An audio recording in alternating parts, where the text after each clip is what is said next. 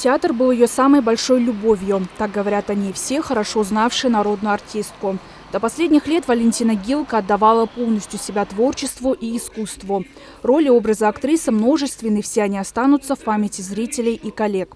Проститься, проводить в последний путь пришли самые близкие и хорошо знавшие ее люди.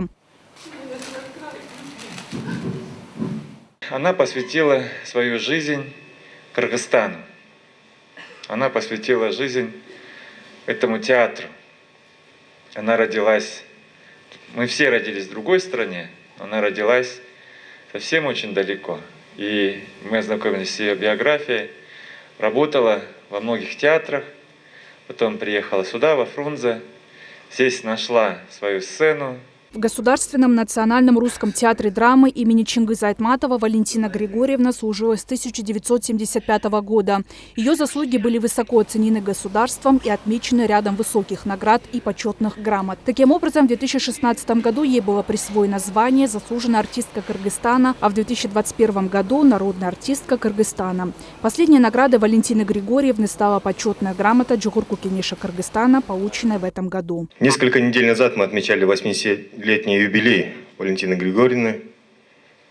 Большую часть своей жизни она отдала нашему русскому драматическому театру.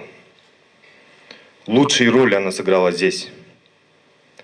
За это зритель был благодарен за ее преданность к актерской профессии и сцене.